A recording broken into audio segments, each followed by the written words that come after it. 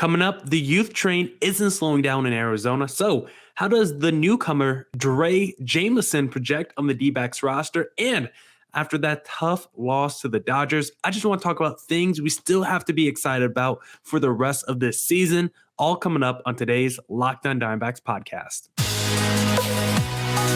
You are Locked On Diamondbacks, your daily Arizona Diamondbacks podcast, part of the Locked On Podcast Network, your team every day.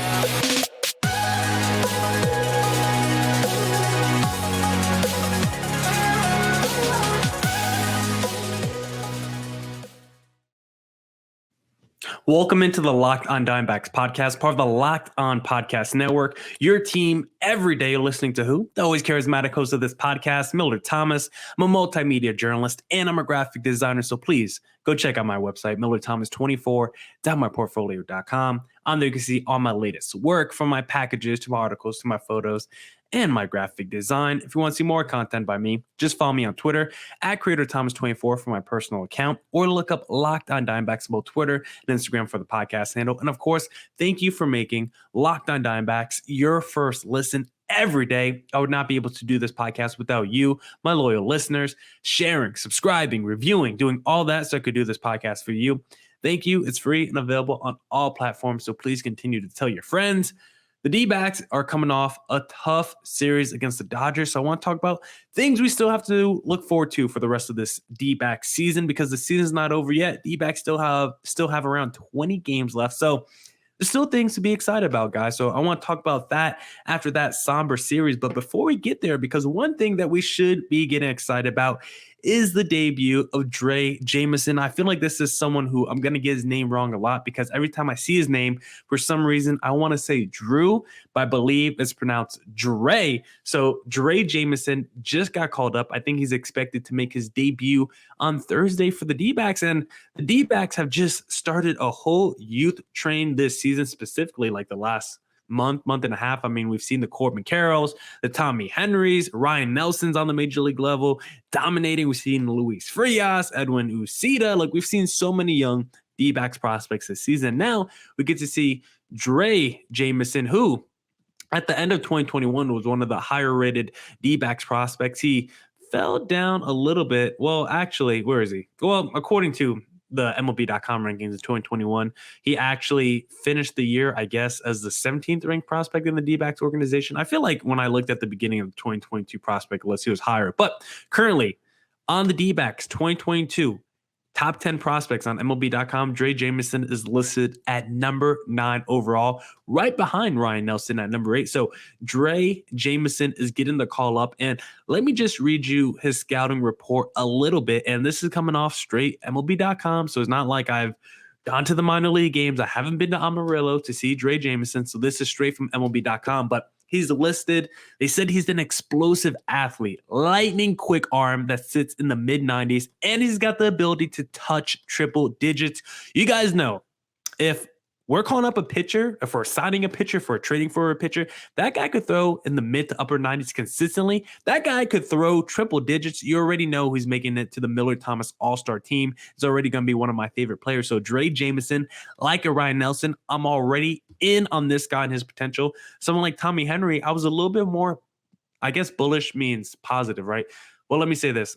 Tommy Henry, I was a little bit more cautious on, and I want to do a little bit more wait and see with Tommy Henry. I want to do the same with Ryan Nelson, Andrew, and Drey Jameson as well. But for Tommy Henry, there was a little bit more caution and not as much optimism just because of his pitching profile, right? He was a guy that already maxed out around 91, 92 miles an hour on his fastball. Drey Jameson is someone that can max out at triple digits. And when he got a fastball like that, like that's dangerous. That's a weapon against opposing batters. Apparently, he also has a two-seam fastball that he added to his repertoire last season. Some people think he has a plus slider as well. Some people think his changeup, his sinking changeup, might be his best off-speed pitch. So we'll see with Drey Jameson. He's someone that I really just want to get in the lab. Like all these young pitching prospects, like we got to get them called up. One, because it's not like they're 20 years old and they're not ready to be called up. Like, it's not like these guys are too raw to be called up. Guys like Ryan Nelson, Drey Jameson, like Ryan Nelson's 24, Drey Jameson's 25. Like, this is the perfect age for Drey Jameson to get called up. And One reason I want to see those guys like like the Drey Jamesons and Ryan Nelson get called up is because we got someone like Brent Strom, a pitching wizard on the major league level. And I feel like the best development those guys get is on the MLB level, pitching against other MLB talent, getting coached by Brent Strom, like I just said, the wizard, the maestro, the King Midas of pitching coaches. That's what Brent Strom is. We've gotten into it a lot of time about the history of Brent Strom. Dallas Keuchel, Justin Verlander, Garrett Cole. Whoever Brent Strom touches, he can turn to a Cy Young Award winner. And maybe Drey Jameson, maybe Ryan Nelson's another one of those guys because Drey Jameson has got the pitching profile. The thing is, the stats haven't really bared out, at least not really this season. He was really good in Double-A this year, 2.41 ERA in Double-A. He only had 18.2 innings pitched down there, but like I said, 2.41 ERA down there, a .91 WHIP, a 197 average allowed. Like he was really good in Double-A. Got a quick promotion to Triple-A to play for the Reno Aces. And the numbers haven't been the same since getting called up to Triple-A because he's got 6.95 in Triple-A, which is not a pretty number, but still, even since being called up and that ERA going up really high, still 8.6 strikeouts per nine. But the command is probably the biggest issue for Drey Jameson right now in his early career. So I want to see what he could do with Brent Strom, what he looks like on the major league level, because I do think this guy has real talent. I think at one point he was considered maybe the best pitching prospect in the Dbacks organization. It is debatable where a lot of these guys, him, Blake Walston,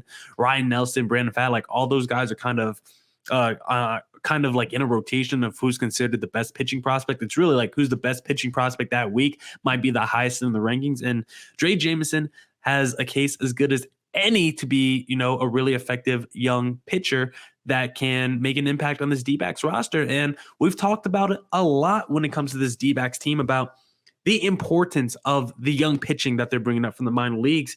Those guys actually hitting, because we've touched upon it on a few podcasts the past couple of weeks. Like all the eggs are, well, let me stay away from that phrase because I've said it a lot, but we're putting a lot of stock into the Corbin Carrolls, the Drew Jones, and Jordan Lawlers of the world because those guys feel like, more often than not, those guys should work out. Those are the top prospects, the scouting reports on those guys, what other people are saying, the production that they're putting up. Like those guys are as good as any to actually hit their ceiling. And if not, even if they don't hit their ceiling, they should still at least be average to above average Major League Baseball players. Like those guys should at least stay around and linger in Major League Baseball, even if they don't turn to the superstars that we thought they were.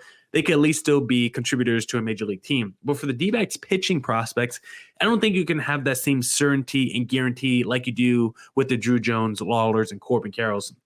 The Drey Jameson, the Ryan Nelson, the Brandon Pfaadt, like a lot of scouts and people around the league, like when I talk to Lindsey Crosby, the Locked On MLB Prospects guy, like he likes the D-backs pitching prospects, but he's never gone as far to say the D-backs have some ace waiting in the minor leagues, waiting in the weeks. It's not like he's ever said like they got DeGrom or Max Scherzer just waiting to be called up. Like I'm pretty sure he likes the Ryan Nelsons and the Pfaadts and the Jamesons, but I think he thinks more of them as maybe mid to back end rotation guys. Like I think he thinks maybe a Brandon Pfaadt could be like a number 2 or number 3 starter, but I don't think he sees front line potential with any of them. I think he probably sees more back end bullpen kind of potential with those guys. So for the D-backs, they have to hit on this pitching talent, the pitching prospects that they have, because those guys either need to translate to above average major league starters, because the D-backs have shown not a great ability to go out there and sign major league starters. Like they were able to trade for Zach Gallen. Merrill Kelly was a nice signing, but he didn't look like this version of Merrill Kelly. The first couple of years in the D-backs organization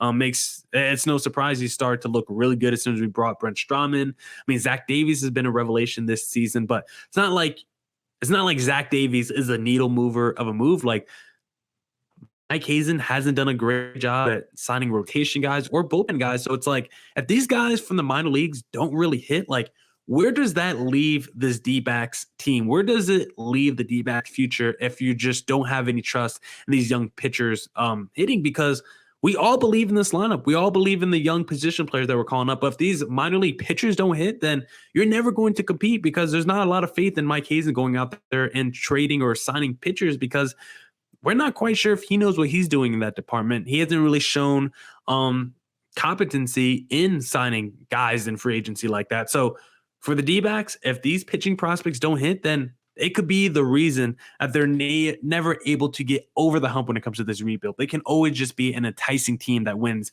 85 games and they're in no man's land and just stuck in purgatory, getting close to the postseason, but maybe not really ever making it. Or maybe they do make it, but as a wild card team, it's a one and done. It's just more seasons like 2017 and maybe 2019 where you're like, yeah, you're a competitive team, you're a good team, but are you a World Series contender? No. And I think the pitching can be the reason that holds the D-backs back because, like I said, Mike Hazen, don't have a lot of faith in him going out there and signing great rotation players or bullpen guys. So the D-backs really need their young pitchers to work with Brent Strom and for them to hit their ceiling, because without it, I'm not sure if the D-backs can ever get back to contention.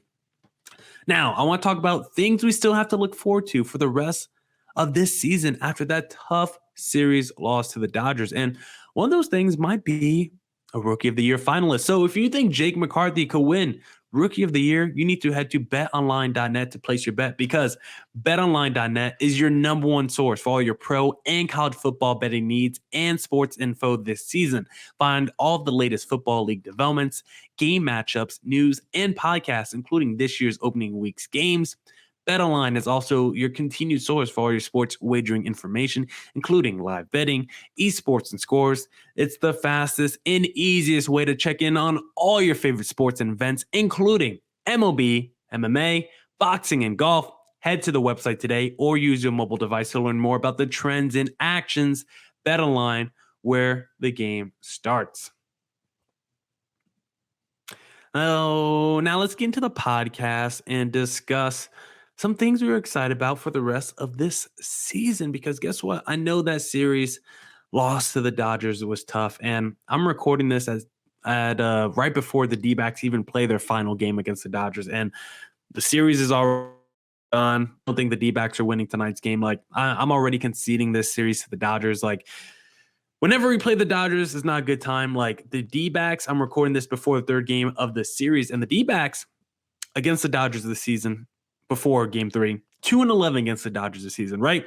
Dodgers are the D-backs daddy. They own us. They bend us over their knee and they spank us whenever they feel like it's necessary to punish us. But the D-backs against the rest of Major League Baseball, they play 500 ball. This is a quality team. This is a competitive team. So I hope they are able to eventually one day, someday turn it around against the Dodgers. But for the right now, for this season, what are some things we still have to look forward to? Well, the first thing that I'm still looking forward to and watching that's keeping me interested in this D-backs team is Zach Gallen and Merrill Kelly. Where can they finish in the Cy Young race? And is it crazy to think the D-backs can have 2 top 5 finishers in the Cy Young Award race? Because right now, Zach Gallen and Merrill Kelly have been absolutely dominant in the second half of the season. Zach Gallen, we already know about his 43 and a third or 44 and a third scoreless inning streaks. In the second half of the season, Zach Gallen has a .97 ERA.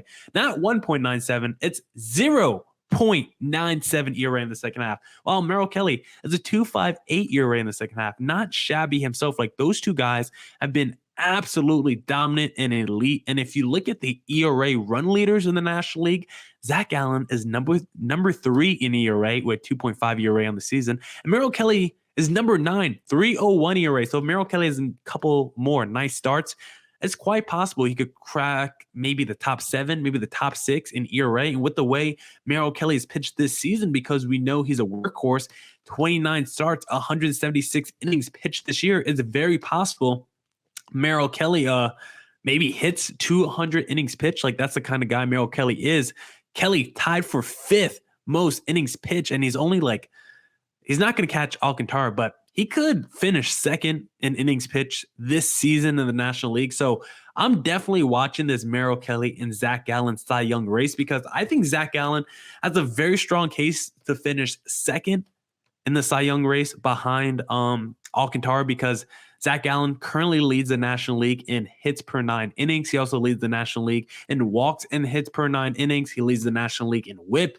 He leads the NL also in one other stat too, I believe, that I can't remember off the top of my head. So Gallen has been nasty. He's pretty much top 3 in every category. And then Merrill Kelly is like top 8 in every major pitching category in the National League as well. Like, those guys aren't going to have a great win-loss record, but that doesn't really matter when you get the amount of quality starts that those two put up, when you get the amount of times those guys go deep into a ball game, like that totally matters. Because the D-backs, we know, don't have a good bullpen. So when you have Merrill Kelly or Zach Gallen out there, and they know they have to go 6 or 7 innings because they don't go deep into a ball game, their team has no chance of winning it. You can't turn it over to the bullpen. There's like 2 guys you could trust out the bullpen, and Mantiply is coming off a heater where he just pitched the last 4 games.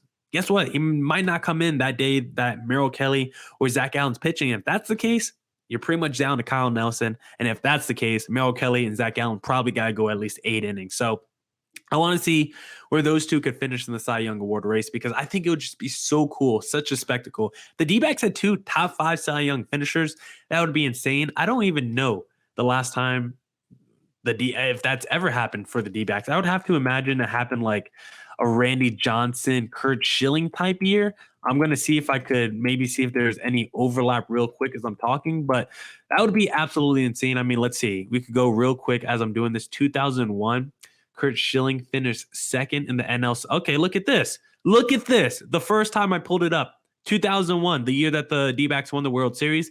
Randy Johnson was number 1 in Cy Young voting. Curt Schilling was number 2. So we've seen the D-backs do it before. We've seen them have not just 2 top 5 Cy Young finishers, the top 2. And guess what? They didn't just do it in 2001. They did it in 2002 as well. So we've seen the D-backs do it. If any team has a history of doing it, it's the D-backs. So I want to see where Zach Allen and Merrill Kelly can finish in the Cy Young Award race, because if they could finish top 5, it'd be the first time anyone's done it since Randy Johnson and Curt Schilling for the D-backs. Another thing I'm excited for, the battle for third base, because this is going to be I think a big offseason discussion. Who should be the D-backs starting third baseman in 2023? Because right now, I think we're all probably leaning Josh Rojas because of what he can do with his at bat compared to Emmanuel Rivera. Like, Emmanuel Rivera has been nice for the D-backs this season, but he's kind of really struggled like over the last month. Like, he hasn't really done too much in the month of September, and his numbers have really started to take a toll. Like, his numbers on the season now, at least for the D-backs, with the D-backs, Manuel Rivera now batting .236 with 768 OPS with the D-backs. Like, he's really starting to come down. Josh Rojas, meanwhile, .272 average with 745 OPS. I mean, he's got 19 stolen bases as well. Josh Rojas has really taken a leap at the plate. He's really just continued to impress the last couple years, at least in my eyes, because this is not someone that I expected to really be a key contributor. When I first heard he got thrown into the Zach Greinke trade in the first 2 years of watching him in Arizona, I didn't think much of Josh Rojas, but 2021, I thought he was really solid. I thought he put together a solid campaign. I think he's having a better year this year, even though most of his numbers are going to look pretty similar to last year's. But defensively, Josh Rojas at third base has been like kind of average. He's got 11 errors at third base. So defensively, the advantage clearly goes to Emmanuel Rivera, who I think has a perfect fielding percentage at third base this season. But offensively, I think it definitely goes to Rojas, because I think he's a better pure contact hitter. Maybe Emmanuel Rivera has got a little bit more pop, a little bit more over the fence power, but Rojas definitely has that gap power, 21 doubles this season. And he also got that speed. Like, I think that speed is important for Rojas, because he's someone that you could play at the top of the lineup.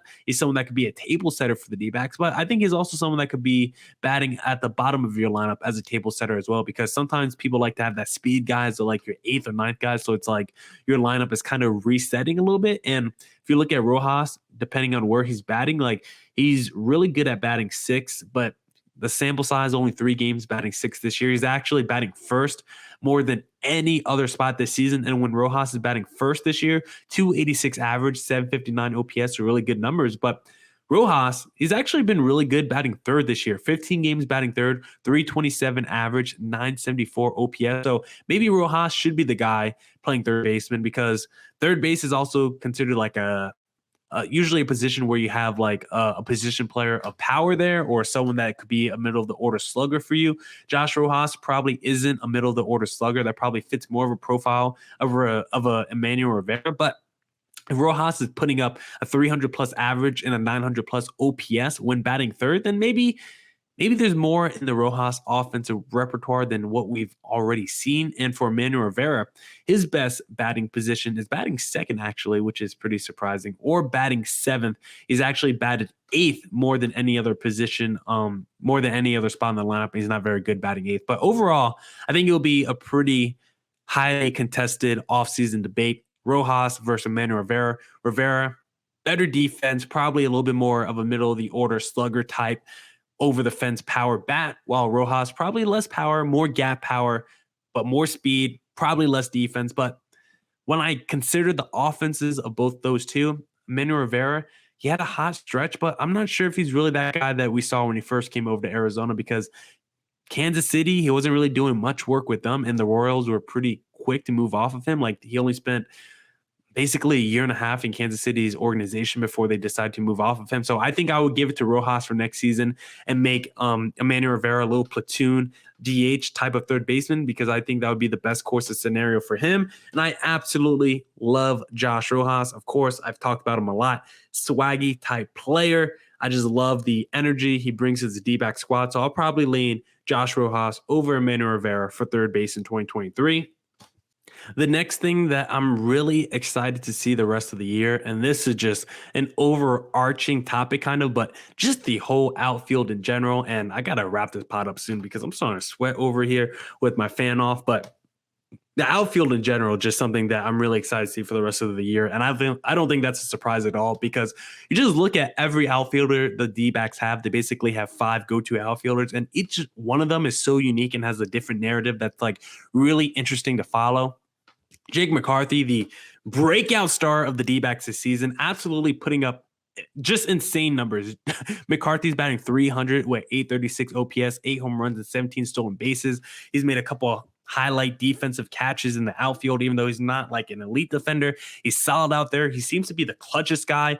Seriously, when there's runners in scoring position, there might not be a guy I trust more than a Jake McCarthy right now for the D-backs this season, because if you look at Jake McCarthy's numbers with runners in scoring position, he's batting 410 with 1021 OPS and 61 at-bats. Insane. 2 outs to runners in scoring position. Jake McCarthy, 519 average, 1196 OPS. That's in 27 at bat. So Jake McCarthy's definitely that dude. He's been clutch. He's been the breakout star for the D-backs this season. You look at someone like Corbin Carroll, the phenom, the prodigal son, just got called up. He's got basically all the tools. He's got speed. He's got power. He's got an arm. He can do it all. Offensively, defensively, he can be a table setter. He can be a middle of the order bat for you. He's the ultimate Swiss Army knife. And it's not the kind of Swiss Army knife where it's like, yeah, he's good at a bunch of things. No, Corbin Carroll's great at a bunch of things, which makes him so enticing and so intriguing to watch. So he's another guy that you just can't get enough of. You want to see him do everything. You want to just see him lay down a bunt and run it down to first base, because the way the man runs, he's so quick, he's so fast. And it seems like when he's running, I don't think I've ever seen anyone run harder than a Corbin Carroll. And I think his stature probably helps too, because he's only like 5'2". I'm joking. Corbin Carroll, I love you. He's like 5'7". He looks pretty small when you see him in person. So even with that being said, love Corbin Carroll. Super excited to see him the rest of the year.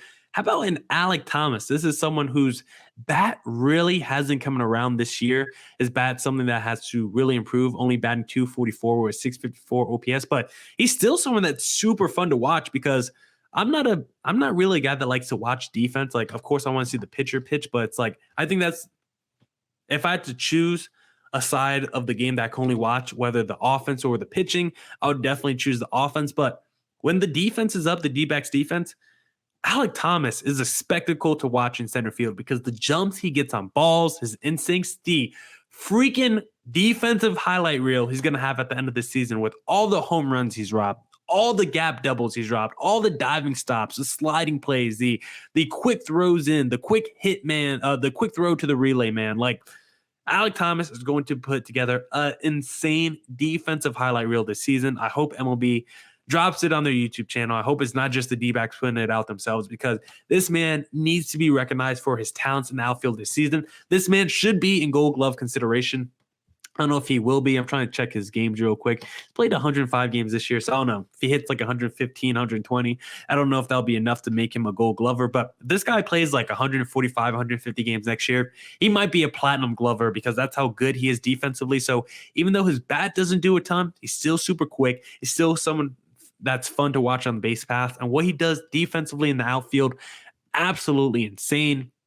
And then got Dalton Varsho. I mean, Varsho, talk about Swiss Army knives. This guy plays every position. He plays catcher. He plays outfielder. This is a guy who played full-time catcher in the minor leagues, decided to get called up, convert to outfielder, basically. And now the D-backs are like, we might never put this guy behind the plate again because he's quite literally a gold glove caliber defensive outfielder. Plus, he's really tapped into some power this season. Like, I think Varsho definitely still has another level because he's only batting 241 with 764 OPS, which is just not good enough. But 24 home runs for Dalton Varsho. Like, if he hits 30 home runs this year, that would be a great feeling with around 80 RBIs. Now, I think he could definitely turn up the stolen bases, only 10 this year. Like, that could definitely be improved, but the makings of a Dalton Varsho 30 home run, 20 stolen base type of year, maybe 30-30 kind of year, that's definitely there with a gold glove caliber defense as well. Like, Dalton Varsho has all-star level talent. So does Corbin Carroll. Alec Thomas could, but we need to see a little bit more from him.